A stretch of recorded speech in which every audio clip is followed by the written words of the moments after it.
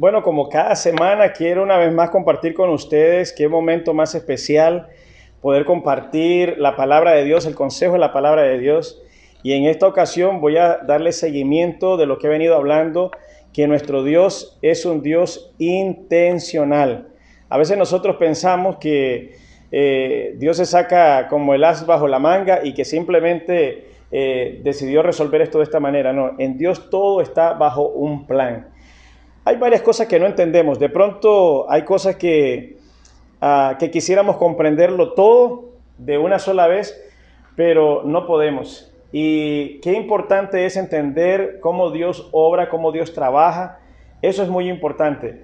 Entonces, quiero mostrarles ahora una historia que tiene que ver con la historia de José. Yo no sé cuántos la recuerdan, pero podría mencionarle a muchísimas personas. Por ejemplo, podría mencionarte a Noé. 110 años trabajando Noé con su familia para luego ocupar un arca donde sería salvo él y toda su familia, ¿verdad? En número de 8, con también una pareja y de cada especie de los animales, y hasta 7 parejas en el caso de los animales limpios, que le llamaban, que los animales que se pueden comer, ¿verdad? Como el ganado, como las ovejas, bueno, ese tipo de animales limpios, ¿verdad? Aves y ese tipo de cosas. Muy bien, también podría hablarles sobre Abraham. Podría hablarles sobre Abraham, que se convirtió en un nómada en algún momento, ¿verdad? Y no encontraba lugar, sino que iba de un lugar a otro, iba aquí, iba para allá, y luego el Señor le dio tremenda promesa que hasta hoy todavía nos alcanzan esas promesas de las bendiciones que recibió Abraham por su obediencia y por haberle creído a Dios. Podría hablarles de Isaac, podría hablarles de Jacob, pero quiero ir hasta José y ese sueño que tiene, esos sueños que empieza a tener José, ¿verdad? Que empiezan a meterlo en tremendos problemas. En Génesis capítulo 37, versículo 1, obviamente, dice: Jacob habitó en la tierra donde había vivido su padre, en la tierra de Canaán. Esta es la historia de la familia de José. Tenía 17 años y apacentaba las ovejas con sus hermanos. El joven estaba con los hijos de Bilha y con los hijos de Silpa, mujeres de su padre. Informaba José a su padre de la mala fama de sus hermanos. Tuvo José un sueño y lo contó a sus hermanos, y ellos llegaron a aborrecerlo más todavía. O sea, como que dice, ya lo aborrecían y llegaron a aborrecerlo más todavía. Y él les dijo: oí ahora este sueño que he tenido. Estábamos atando manojos en medio del campo, y mi manojo se levantaba y se quedaba derecho. Vuestro manojo estaba alrededor y se inclinaban ante el mío. O sea, vean lo que le está contando. Dice: mi manojo se levantaba derecho y el de ustedes se inclinaban hacia el mío. O sea, como quien dice, le rendían culto a él. Y eso era claro que tenían razón para que sus hermanos empezaran a molestarse y a verlo de otra manera. Entonces le respondieron sus hermanos: ¿reinarás tú sobre nosotros y dominarás sobre nosotros? Y lo aborrecían aún más a causa de sus sueños y sus palabras. O sea, lo aborrecían una vez, 2 veces, 3 veces. Después, aquí, esta es la segunda, pero sigo compartiendo con ustedes en Génesis 37:9. Después tuvo otro sueño y lo contó a sus hermanos. Les dijo: he tenido otro sueño, soñé que el sol, la luna, 11 estrellas se inclinaban hacia mí. Y lo contó a su padre y sus hermanos y a sus hermanos. Su padre le reprendió y le dijo: ¿qué sueño es este que tuviste? ¿Acaso vendremos yo, tu madre y tus hermanos a postrarnos en tierra ante ti? O sea, el padre ya estaba un tanto asustado. Pero mira cómo empieza toda esta historia de José. Tenía 17 años y diríamos José no tenía... ¿Qué culpa tenía José de haber soñado? ¿Qué culpa tenía José pues de que, diría yo de alguna manera, que Dios le diera esos sueños? Sin embargo, ¿qué sucede? ¿Qué sucede? Que al contárselo a sus hermanos le dan una interpretación y luego un segundo sueño que le cuenta a su padre y a sus hermanos, y entonces ellos le dan, el padre le da una interpretación un tanto parecida, ¿verdad? Y obviamente le reprende porque ¿qué es esto? O sea, era uno de los hijos menores, era el hermano número 11 de todo el grupo de hermanos de la tribu de Jacob, diríamos de alguna manera. Así es que, qué interesante es entender de que Dios es un Dios de propósitos, es un Dios intencional. Y ahora, ¿por qué? Déjame que te cuente un poco de la historia. Porque de pronto uno piensa, uy, qué mal que me está yendo. Qué mal que me está yendo. Y uno dice, wow, no sé por qué me pasa esto. Si estás caminando en los caminos de Dios y algo no está yendo bien, solamente será una prueba que pronto va a pasar y luego te dejará una gran enseñanza y podrás decir, wow, ¿cuánto aprendí de esto? Entonces, cuando uno camina en Dios, cuando uno camina con Dios en obediencia, las pruebas que te vienen solamente son para que crezcan, no para destruirte. Ahora, si Dios no está de tu lado, si no estás caminando con Dios, eso significa que podría entonces, a la verdad, podría llegar una prueba que podría destruirte. Incluso podría dañarte completamente. Bueno, déjame seguir con la historia de José. ¿Qué sucede con José? Sucede que los hermanos llenos de envidia, lo venden. Obviamente no voy a, si tienes tu Biblia, tú puedes seguir ahí y terminar quizás en el capítulo 40, quizás, pero te voy a hacer la historia un poco rápida. Sucede que los hermanos llenos de envidia venden a José y se lo venden a los ismaelitas, que eran comerciantes que viajaban a Egipto y lo llevaron como esclavo. Y estando en Egipto, lo compró Potifar. Este era el capitán del ejército del faraón.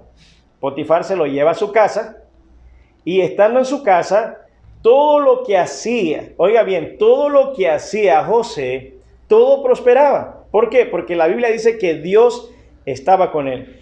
A la verdad, todas las personas con las que Dios está con ellos, prosperan. Por eso es que es interesante que el cristiano prospere. Porque, en primer lugar, porque los cristianos, bueno, se supone que no deben de tener vicios, no gastan dinero en licor, no gastan dinero en tabaco, no gastan dinero en drogas, no gastan dinero en repartiéndoselo a mujeres. ¿Por qué? Porque viven en forma ordenada y viven de forma obediente conforme a la palabra de Dios. Es muy común que el cristiano prospere, debería de prosperar, debería de vivir bien al menos. Pero, escuche lo siguiente. ¿Qué pasaba entonces con José?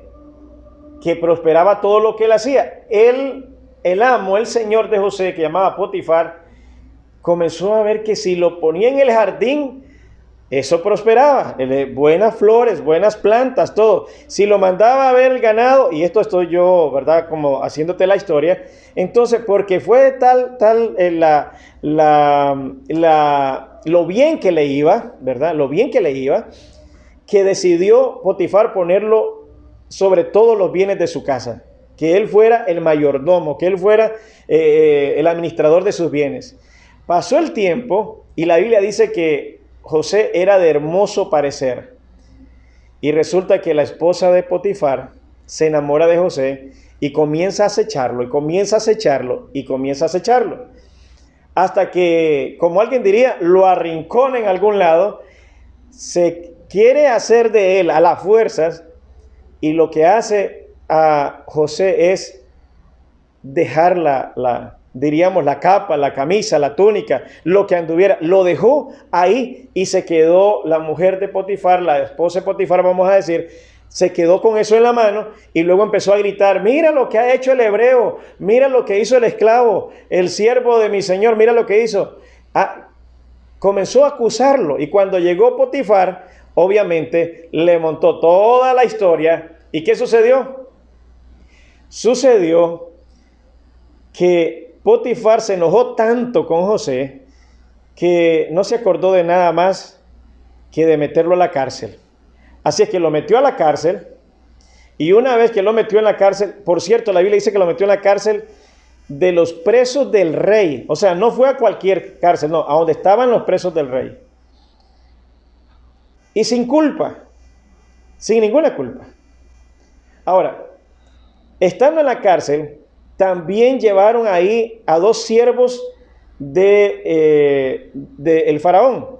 Uno era el copero y el otro era el panadero. O sea, como quien dice, la gente de confianza de el faraón. Le habían fallado al rey, le han faltado, y así que el rey se enojó, el faraón se enojó y los metió a la cárcel donde estaba José entonces. Cuando entraron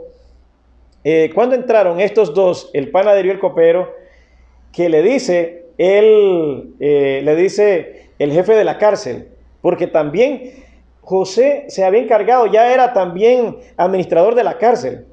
Imagínate tú, que donde quiera que llegaba José prosperaba, hasta en la cárcel prosperaba, porque la Biblia dice que Dios, Jehová, estaba con él. Qué maravilloso es saber que puedes prosperar en cualquier parte donde estés, en cualquier parte donde te encuentres, si el Señor está contigo. Qué maravilloso. Entonces, ¿qué sucede? Que el copero y el panadero, ambos tienen un sueño. Y obviamente que cada uno relacionado con su tarea. Le dice el copero a José, y lo estoy haciendo un poco breve porque primero llega José y cuando los ve que están afligidos, que están un poco tristes, y entonces les dice José, ¿por qué están tristes? ¿Por qué ese semblante? ¿Qué ha pasado con ustedes? ¿Qué ha pasado con su familia? ¿Qué ha pasado allá afuera? Y ellos le dicen, oh, que tuvimos unos sueños. Bueno, cuéntenme el sueño, porque de Dios es poder discernir los sueños. Y le dice el copero, pues estaba durmiendo y cuando me vino este sueño, que yo estaba frente al faraón y que extripaba las uvas frente al faraón y le daba de la copa y el faraón tomaba de la copa. Le dice José, ojo, en 3 días vas a estar delante del faraón y te van a restaurar al puesto que tenías antes. El panadero también se animó. Se animó el panadero de tal manera que le cuenta el sueño y le dice, sobre mi cabeza estaban 3 canastillos llenos de pan y de manjares del faraón. Uno grande, uno más pequeño y otro más pequeño allá arriba, pero estaban llenos de manjares y de pan del faraón. Pero en el canastillo de arriba habían aves comiéndose el pan. Y le dijo José al panadero, bueno, esos 3 canastillos también quiere decir que en 3 días saldrás de la cárcel, pero te va a quitar la vida. Eso significa que te va a ahorcar, te va a colgar, y significa que las aves comerán tus carnes. Obviamente a nadie le va a gustar. Nadie le va a gustar eso, que le digan que le den el significado de un sueño como el que le dieron al panadero. Pero justamente, en 3 días, el copero fue restaurado y le servía al rey. En 3 días, el panadero salió de la cárcel y fue colgado. Y sus carnes se las comían las aves, tal y como se lo dijo José. Pero José le había recomendado al copero que cuando saliera, le hablara de él al faraón, porque él no tenía ninguna culpa de que estuviera en la cárcel, ni que lo hubieran vendido sus hermanos, o dime tú, ¿qué culpa tenía José que los hermanos lo odiaran tanto? Que lo vendieran sus hermanos a los ismaelitas, que los ismaelitas lo llevaran a Egipto. ¿Qué culpa tenía José? Ninguna culpa. Que lo comprara Potifar. Y justamente que cuando le estaba yendo bien en la casa de Potifar, entonces la esposa de Potifar se enamorara de él, lo quiso acechar y bueno, sí que lo acechó, pero quiso aprovecharse de él, mas José le dijo, ¿cómo yo haría tan gran mal a mi señor? A Potifar. Y eso le costó la cárcel. Entonces José dijo, yo no tengo ninguna culpa de estar en la cárcel. Háblale al faraón, le dijo al copero. Pero ¿qué sucedió? Sucedió que el copero salió y se olvidó del José, del esclavo, del hebreo. Se olvidó. Pero el faraón tuvo 2 sueños seguidísimos. Y nadie le pudo dar el significado de los sueños. Y dice el panadero, oh Señor, entiendo que he pecado, porque en la cárcel hay alguien que me dijo que le hablara a usted de él. Porque cuando nosotros estuvimos presos, tuvimos sueños, el panadero y yo, y justamente lo que él nos dijo que significaban los sueños, eso sucedió. Yo fui restaurado para servir a mi Señor y el panadero fue sacado de la cárcel para colgarlo y que las aves se comieron sus carnes. Dijo el faraón, listo, vayan, tráiganme a José. Necesito a José ahora. Tráiganlo porque necesito que me dé el significado de los sueños.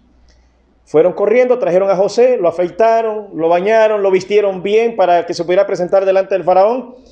Y luego dice el faraón, ¿eres tú quien puedes adivinar los sueños? Y José dijo, de Dios es el dar el significado de los sueños, para que usted lo tenga claro. Sucedió que el faraón le cuenta, de pronto yo veía 7 vacas flacas, pero muy flacas a la orilla del río. Y de pronto salían 7 vacas gordas también. Habían 7 gordas y 7 flacas. Las gordas estaban ahí pastando y como descuidadas, venían las 7 flacas y se comían las gordas. Se comían las vacas gordas. Y cuando yo veía las vacas flacas que se habían comido las gordas, parecía como si no se habían comido nada. O sea, seguían flacas, reflacas. Me desperté, volví a dormir, dice el faraón, y entonces veo una caña que se levanta a la orilla del río con 7 espigas, pero espigas bien gruesas, bien gorditas, bien buenas, bien bonitas, bien rellenas. Y de pronto se levantan también una espiga, una caña como azotada por el viento, con 7 espigas, pero flaquitica, muy flaquitas. Y que en eso que se descuida y la espiga flaquitica se come a las gordas también. Y la espiga flaquita seguía como igual. Y entonces le dice el faraón, ¿ahora me dirás tú lo que significa? Y le dijo José, el sueño, los 2 sueños es una misma cosa. O sea, las vacas flacas, las vacas gordas es un sueño, las espigas gordas, las espigas flacas es otro sueño, pero los 2 sueños significan la misma cosa. Significa que Egipto tendrá 7 años de abundancia. Y después de 7 años de abundancia vienen 7 años de escasez. Tal será la escasez que muchos podrían morir de hambre. Así es que, ¿por qué 2 sueños? Porque eso quiere decir que eso viene ya, pronto. O sea, eso no se demora. Dios está avisando que eso es ya. Ahora dice José, no se queda callado, sino que José dice, ¿sabe qué, mi señor? Busque usted un hombre sabio entre su pueblo, que pueda tomar la quinta parte de la cosecha durante los 7 años y guardarlos en graneros bajo la mano del faraón, para que cuando vengan los 7 años de sequía, que no se podrá sembrar, no se podrá cosechar, no se podrá hacer nada, entonces pueda alimentar al pueblo y no muera de hambre. El rey comenzó a ver a su lado y dijo, no veo por acá y no veo por allá. Y el faraón y sus siervos les pareció bien que José fuera esa persona que se encargara de recoger la quinta parte de las cosechas sobre 7 años para que luego pudiera alimentar los otros 7 años al pueblo. Dijo el faraón, nadie es más listo que tú, nadie con tanta sabiduría, tú serás quien te encargue de esa labor. Y lo llamó el faraón y sacó su anillo, el sello del faraón como el sello del rey, y lo puso en la mano de José, de tal manera que dijo el faraón, toda rodilla se doble ante José, de tal manera que estará sobre todo Egipto, sobre todo el pueblo. El único que estaré fuera de él soy yo, dijo el faraón. Entonces, quiero concluir con esto. Cuando a alguien se le pregunta, ¿cuánto les gustaría ser bendecidos como José? Y dicen, yo, claro que yo. Y yo diría, ¿cuánto les gustaría ir a la cárcel como José? Ahí nadie quiere. Ahí nadie quiere. Ese es el asunto. Ahora, lo que quiero decirte es que nuestro Dios es un Dios intencional, de tal manera que los sueños de José, al principio, cuando tenía 17 años, tenían un sentido, prepararlo para que entendiera de alguna manera hacia dónde Dios lo estaba moviendo. El que su hermano lo odiaran, el que sus hermanos lo vendieran, que lo comprara Potifar, que lo acechara la esposa de Potifar, que Potifar lo metiera en la cárcel de donde encerraban a los presos del rey, que el panadero y el copero cayeran a la cárcel justamente cuando estaba José ahí, ya estoy pasando la historia, todavía no he llegado a Moisés y ya estoy adelantándome.